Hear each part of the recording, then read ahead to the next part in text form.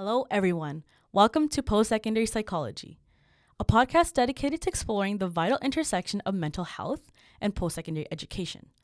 In a world where not all challenges are visible, we aim to foster a better understanding of mental health well-being while shedding some light on the aspects of student life.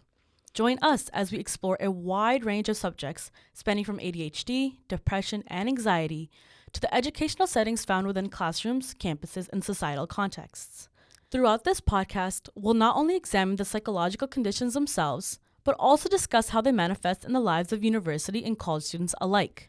That being said, this podcast will be discussing the challenges students face in school, the stigma around mental health, the types of coping mechanisms, and the amount of support required for the students to thrive. Our discussions are grounded in scientific research, drawing from reputable sources that provide insightful analyses. Our goal is to increase awareness, foster understanding, and provide valuable insights that resonate with students and educators alike. Join us on this journey as we uncover the intersections of psychology and post-secondary education, offering perspectives that are informative, empathetic, and empowering. My name is Navdeep Waring, and I'll be your host for today. Today, we have a very special guest who has great experiences as a post-secondary student and is currently conducting research here at McMaster University's Rutherford Lab. Please welcome Dr. Sophia Melanson-Ricciardone. How are you doing? I'm great, thanks. Thanks so much for having me. Are you excited for today's experience? Yes, excited and a little nervous, but mostly excited. All right. Yeah. For those of you who do not know, Dr. R has had a very long journey as a post-secondary student. I have. So you have completed 2 undergrads and 1 postgrad, and as a PhD student? Yes. So I've done 2 undergraduate degrees. I was a sucker for punishment. I went back for a second degree. The ambition at the time was to become a teacher. So I have 1 undergrad in fine arts, and I got an honors in communication design at NASCAD out east. I thought I might want it to become a teacher, so I needed teachables, and I was just a few credits short of a full second degree. So I got a second degree in modern history at Trent University, which is what brought me to Ontario. Interesting. Yes. And then after that, I went to a conference with one of my wonderful professors in my 4th year at Trent. The conference was being held at U of T, and I met this wonderful professor who talked me into applying for a master's at U of T. So I applied for a BEd and a master's, got into both, but the the graduate degree was going to be fully funded. So I took that, already having a hefty student loan. So that was in European, Russian, and Eurasian studies. And then my PhD was in communication and culture at York University, it's a joint program between York and TMU. Yeah. I think the PhD is what we're really focusing on today. Yeah. The communication aspect. That's right. So as we mentioned, a lot of your journey leading up to your PhD has to do with communication design. Yes. And history studies. Yes. So how do your experiences in other fields influence your perspective when conducting current research in the psychology field? Mm-hmm. So how does this influence the way you perceive psychology overall? I love this question because I've never been a thinker that likes boundaries between disciplines. They're uncomfortable for me. So I've always seen connections across disciplines. That's always felt very natural to me. So to me, communication was always an inquiry in psychology, right? Because we communicate naturally as a species to connect with one another.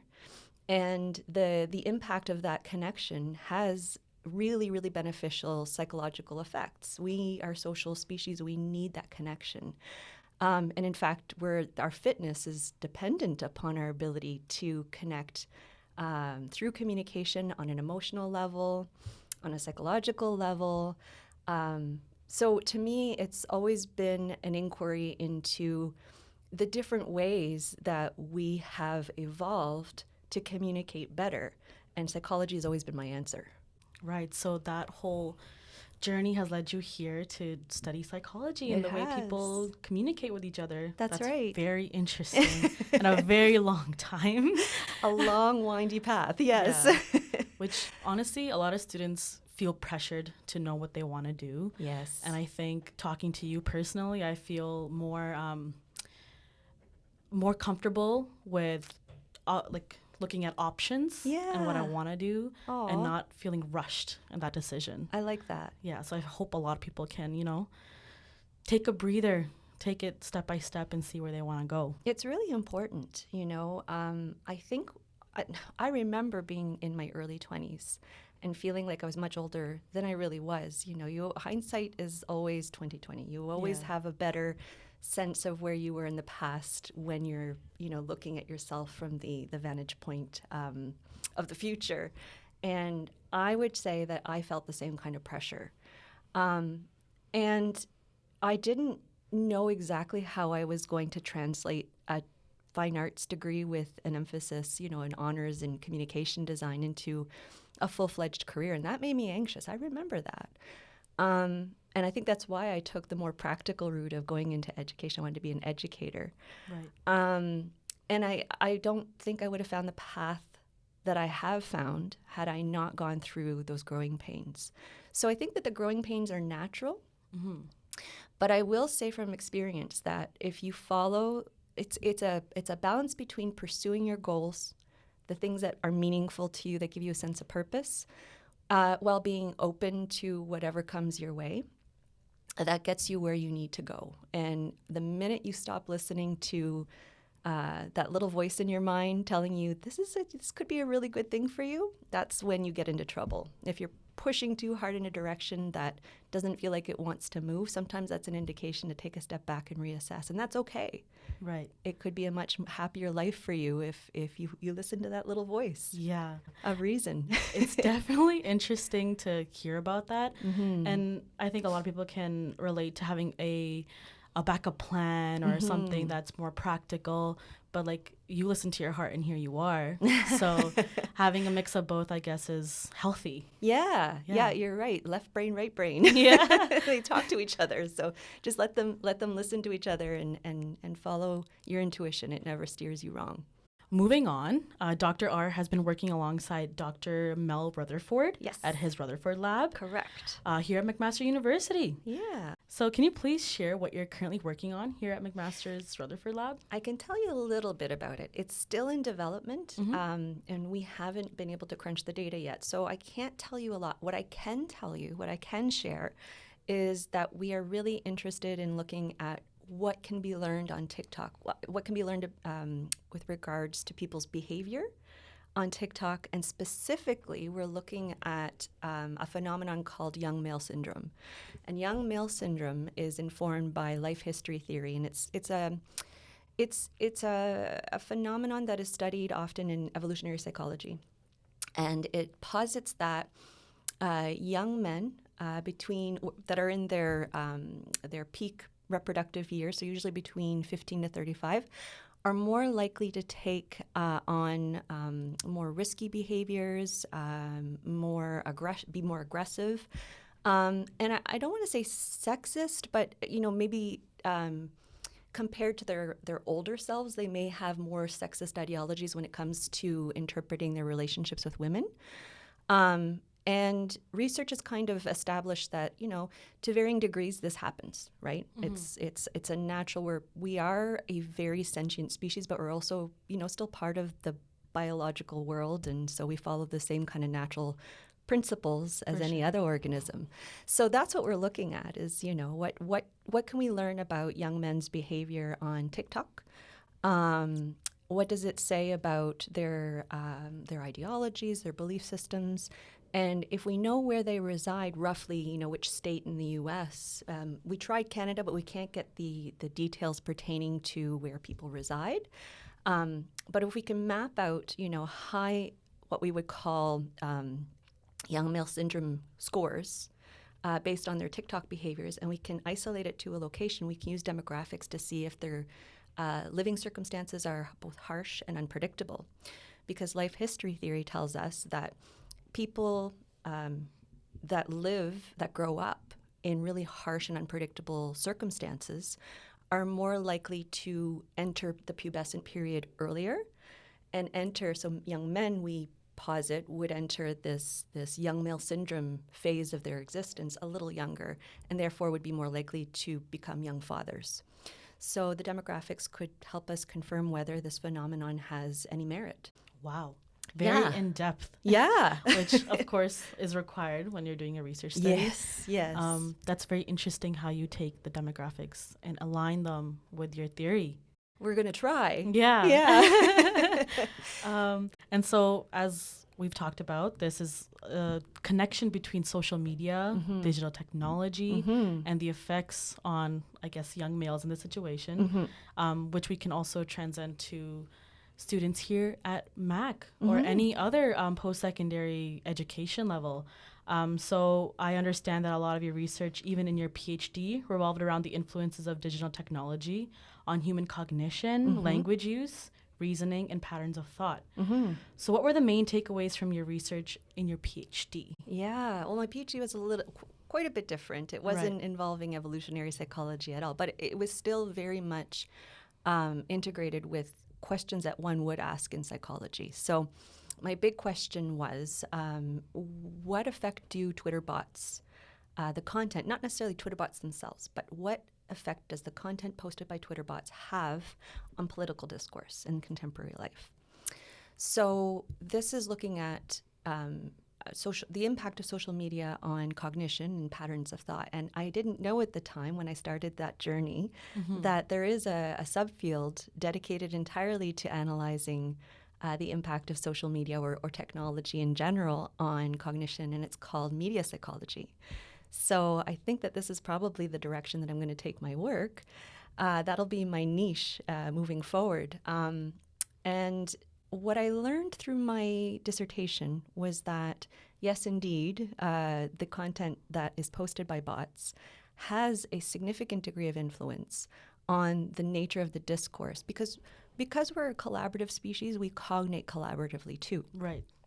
So, it's not surprising that there would be some kind of residual or contagion effect, especially when you're not aware. Your mind is unaware that this content is being posted by a bot. Right. Right. And you just assume that what you read online is true. Yeah. It feels true. Right. And so what was the population that you examined? Canadians. And specifically, so I started my PhD in 2017. So my content, when I was ready to start doing my research, it was 2019. And the hot button topic at that time was the SNC Lavalin affair. And I guess it's not really important what the topic was. It was just simply that the Canadian population in general was kind of inflamed. They were very upset with the way the Canadian government was handling the situation. So I used that as my hashtag SNC Lavalin. And I scraped 68,409 tweets. Wow. Yeah. In a matter of, and actually that number was an accident. I actually was demonstrating how to use the scraping tool to a friend, a colleague, and I forgot to turn the mechanism off. So I was using, because it was a hot button topic, I was using the hashtag SNC Lavalin. And when I found out what I had done, I thought, well, now I have this repository of excellent data. I may as well use this for my dissertation. Yeah. Accidents make miracles. Why not, right? Right. And so I wanted to ask what the age range of the population was. Oh, that was wide. And I have no way that this is where this kind of research is it deviates. Theoretically, it doesn't deviate from psychology because it's informed by a lot of concepts in social psychology in particular. But, the methodology is very different, I guess I would say, the approach. I didn't have the ability to isolate exactly who my audience was because it was a general audience. All I could tell was, this corpus of tweets were posted by a bot, because I used an API called Botometer, and I could discern that 3 other groups of I guess corpuses are like a linguistic combination of how do I explain a corpus? When we're studying, so in linguistics, when you study a corpus, you're looking at the text of a certain phenomenon, social, cultural phenomenon. So for me, it would have been the tweets. So it was like a composition of all the tweets belonging to all of the humans that posted on that day. And so I had 3 temporal corpora. So I had, one in mid-March, one at the end of March, and one in April. Those were my 3 samples. Okay. But I couldn't tell who was who. But I did, this is funny, I found my uncle arguing with a bot, and I said, you need to stop doing that. Interesting. And I had to remove him from my sample because there's a conflict of interest. But Right. I thought that was hilarious. Right. So Yeah. people argue with bots? Yeah, without knowing. Wow. Because it's very much concealed. Their identity is very much concealed, their origin, and they behave according to what we feed the ecology of tweets. Wow. Yeah, and our brains. Do you go around wondering if you're interacting with a bot when you're talking to a person face to face? Of course not. Right. Yeah. And we do the same thing online. Our brains naturally assume that we're always interacting with a human, even though, I think we're getting wiser as we become more familiar with what bots are and what deep learning algorithms do. Right. But, that takes a lot of cognitive effort to pay attention to every tweet and ask yourself, critically, is this a bot or not? Wow. Right? AI has come so far. No kidding. Yeah. And so your experiences with Twitter bots and TikTok are very much prominent features or prominent companies in the social media field. Yeah. So a follow-up to that question is, how deeply do you believe the social skills of the current generation of undergraduate students have been affected by the extensive use of technology and social media? Yeah, that's another one of my passions in terms of the research interests. I want to understand that better because we're having a hard time grasping what the answer is. Yeah. There's a really, really strong body of research that's been looking into that very question. How are young people in particular, how is their mental health being affected by social media? And we're getting mixed results. And I think that the research design plays a significant role in what results we're coming to. So what's happening is we have a body of knowledge on one side of the equation that's saying there's no effect at all. That there are other explanations for this increase in mental health concerns in developed countries. And then there's another body of research on the other end of the spectrum that are finding that there are significant consequences on young people's psyches. And I think that the more research we do on both sides of that equation, the closer we're going to come to some middle ground and some kind of conclusion. But what we do know for certain is that executive functions continue to develop. It's not that they don't grow or evolve beyond the age of 25, but the development of the prefrontal cortex in human beings usually terminates at around age 25, roughly, right? And so there's limited cognitive control as you're developing. And we get better and better at it the older we get. But when we have limited cognitive control, we think emotionally first. And all of us, no matter, I guess that's my historical perspective. It doesn't matter what era we're in. That's just the nature of being young. And we feel it, when you're a teenager. Think about how much angst and frustration you had in your early teens, right? Yeah. And it starts to dissipate as you get older. So if you have limited cognitive control, compared to a full-fledged adult, there's not no control, but there's limited control. And you have these mobile devices that you can take with you everywhere you go. And these mobile devices, as well as the platforms that are kind of channeled through them, are designed to distract everyone, but young people in particular, right?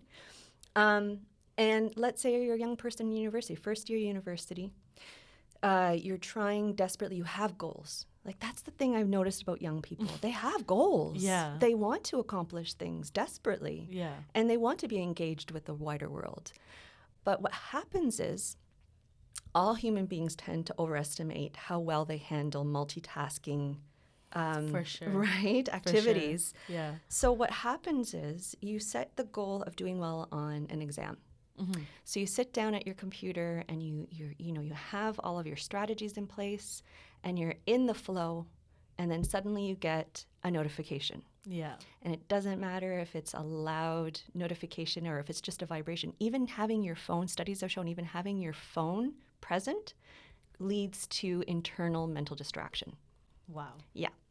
So let's say you're deep into studying, you're in the flow.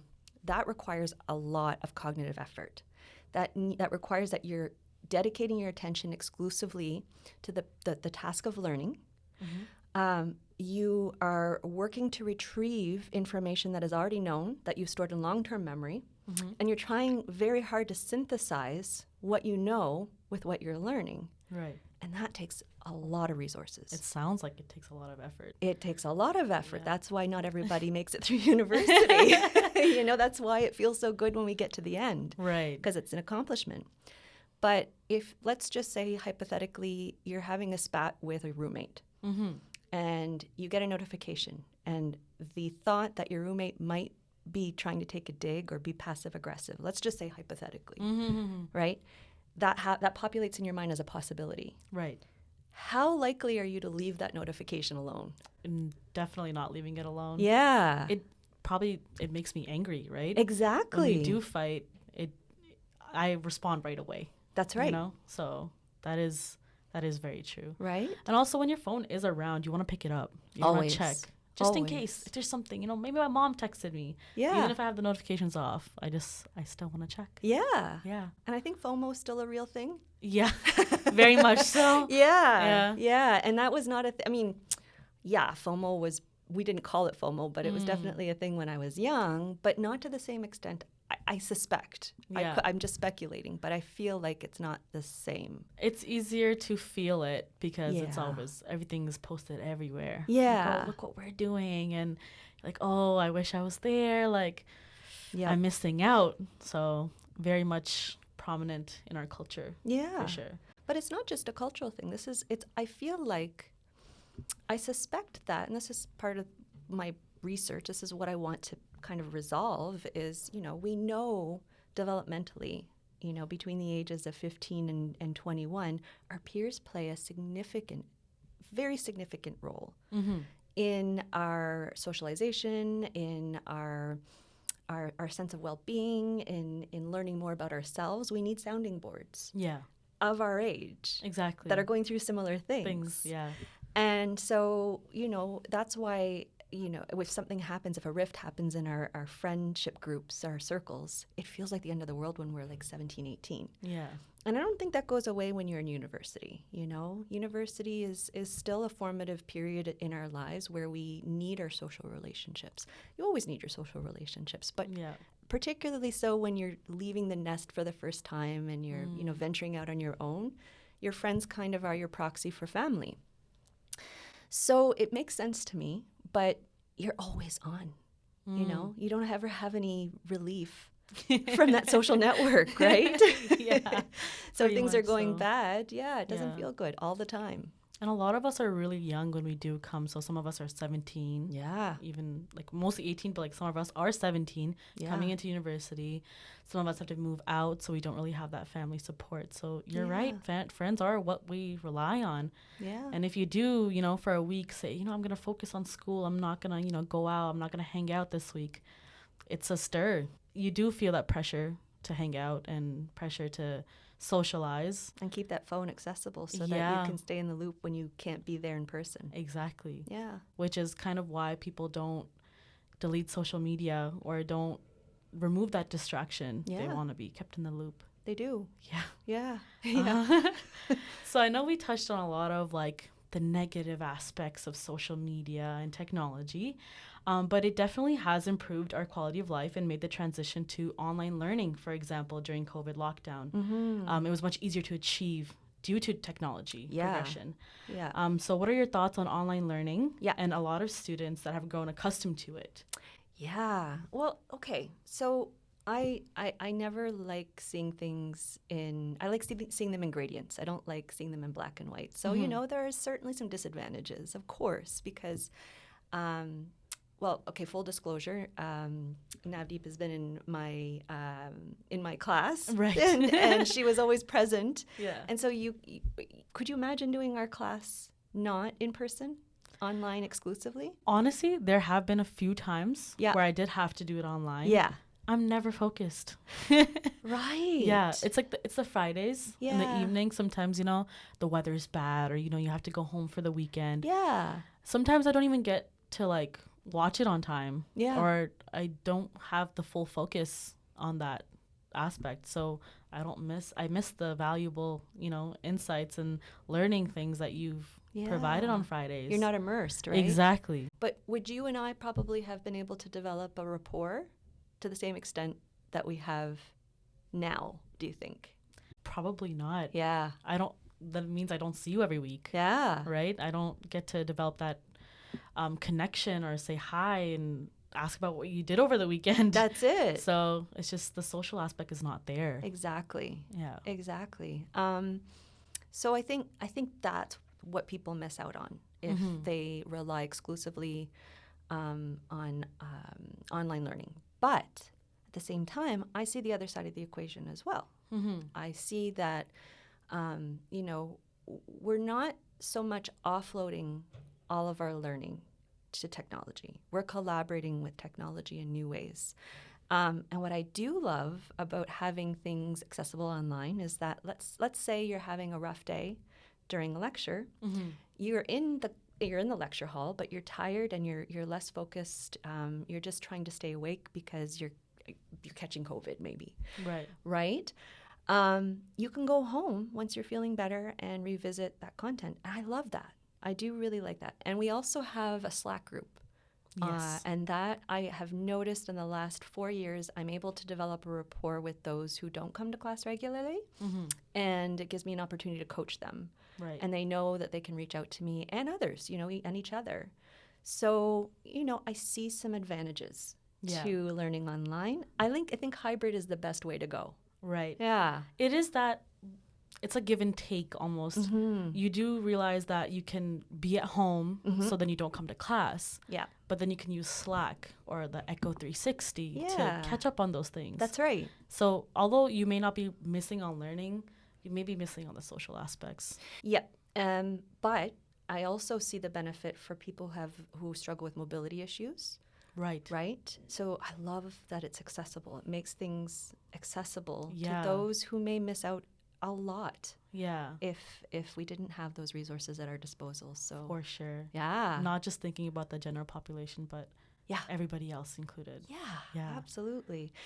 And to go back to the effect of social media on mental health just for a second, the things that I hear, and correct me if I'm wrong, but the things I hear from young people most prominently when it comes to mental health is anxiety. Yes. Social anxiety in particular. And if you have social anxiety, I mean, the best course of recovery, I guess, would be exposure therapy, right? You've got to put yourself out there. But I also know that anxiety takes those executive functions, those precious executive functions that we're developing at the age of 18, 19, 20, all the way up to 25. It takes them offline. So if you're really high in social anxiety, even if, social media, we're still determining whether social media is the culprit or not. But let's say it is, right? The only thing that's going to happen is you're going to become increasingly anxious every time you come to class. Yeah. Executive functions offline. Right. So how much learning are you actually going to accomplish? So, in those scenarios, I would say it's great to have these resources at their disposal. They can make choices for themselves when they're having a great day. If somebody's having a great day and they're less socially anxious, come to class, come to lecture, right? Yeah. Take collect themselves and get the courage to come and interact with their peers. Yeah. But on those days when they're really struggling, they can stay home in the safety of their sanctuary and still learn. Yeah, without the disruption of anxiety taking over those important executive functions. And still have that option. Yeah. It's very important to have options. And everyone should have. Everyone has the right to learn. Right. I think everyone should have access to learning. Yeah. Okay. So with that being said, we will conclude our episode with the final question. Okay. What suggestions or advice would you give to post-secondary students that would help maximize the benefits of digital technology usage while also being mindful of the negative impacts on their well-being? So some of the examples that I have put down personally was like putting timers on social media apps. Right. So on your phone, you can definitely go through settings and put timers, 1 hour of Instagram today, no more. Yeah. Right? Or set aside time to study or in time to use your phone. Yeah. So time blocking, using calendars to do that. Absolutely. So what are some of the suggestions that you have? Similar. Yeah. I love this idea of digital detox. I think that's great. Yeah. And I think even I need to, engage in digital detox every once in a while. Yeah. But for people who are really engaged in university at exam period, I think what I would do is designate periods of time during the day where the phone is put away entirely, right? Even leaving, I get stressed out when I leave the house without my phone. Yeah. So I don't know if that would be reasonable, but at least keep it in your book bag. Turn notifications off entirely, no vibration mode at all, nothing. Turn your Wi-Fi off while you're studying unless you need to do something on the internet for your research. But otherwise, turn the Wi-Fi off so that you don't have the distraction, and meditate, Oh, wow. breathe, because it's a real thing. The cognitive pull of digital technology is a really formidable force, I will say. Yeah. And I could only imagine it. We didn't have it when I was 20, 21, 22. But I could only imagine how much I would have struggled if I had had the power of that technology on hand while I was trying to accomplish a lot of the things I was as an undergrad. So interesting. Actually, the reason why I reacted that way to meditation was I recently watched a YouTube video about like the social detox, which I wanted to do this summer as well. The only thing is that a lot of people are not comfortable in their own thoughts. So that's where like meditation comes into play. Yeah. Where it's like we're just not used to sitting in our own thoughts. We're not used to eating without watching something. I know. I've seen a lot of people, including myself. Yeah. Just they don't even talk when they eat. They watch something on their phones. Yep. And it's like I wanted to, detox and get used to just thinking and talking and just sitting. Yeah. It's okay to be bored. Yeah. So the feeling of boredom has been difficult, but I do want to keep improve going. that and definitely encourage other people to do that too. Yeah. It's just something we're just not used to anymore. No. Yeah. No, but it's beneficial. Yeah. There's some research, and I can't remember the names of the authors, but I can find it if you wanted to post it in the links below. Definitely. But it talks about the benefit of daydreaming. Not just to our emotional states, but to our intellectual capacities. It's where we get creative. It's where we invent most creatively, right? Is when we're daydreaming. We're contemplating possibilities. So I think that what the advice I would give to young people is stick with it, and try to drown out those negative thoughts, which is not easy. I'm not going to pretend that's easy, even for adults. You guys are adults, but you know what I mean. Yeah. It's even for those that are, in their 30s and 40s with fully formed prefrontal cortexes, it's hard to drown out the negative thoughts, but it's really important. And my strategy for doing that is to let myself daydream about possibilities. Right. And get excited about them. Right. And creative visualization, it's kind of new agey woo-woo kind of thinking. Yeah. Woo-woo. Yeah. But it's I've done it because I've had periods of anxiety as well, because I'm human, and it's great because it redirects your patterns, your habits of thought to opening your mind up to possibilities. Right. And when you do what you've just outlined for your listeners, when you take yourself, at least give yourself, if it's not permanent, at least a period of detox, then you allow your mind that space to wander, and you allow the time, yourself the time to think about your future self and start investing in that person and loving that person. Yeah. embracing possibilities and getting excited about them.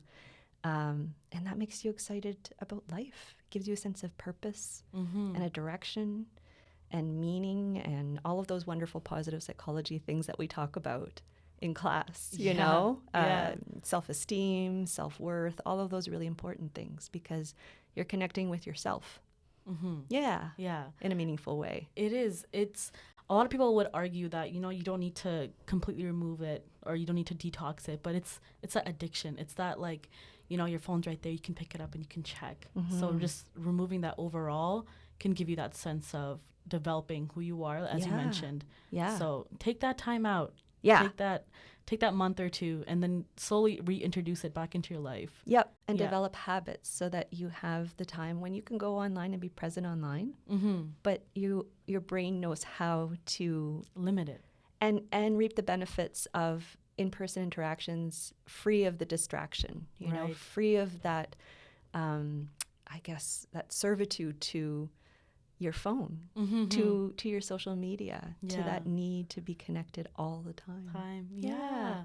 Well, thank you so much, Dr. R, for taking the time out of your busy schedule. It has been an honor. And joining me here today. Thank you for having me. Of course. So the sources that we use today, as you mentioned, will be cited and linked in the comments of the podcast. So if anybody wants to do any further reading or watch the YouTube video that I mentioned about the detox, they'll all be listed below. Wonderful. And also, I also want to link your CV and the lab that you're a part of, the Rutherford Lab.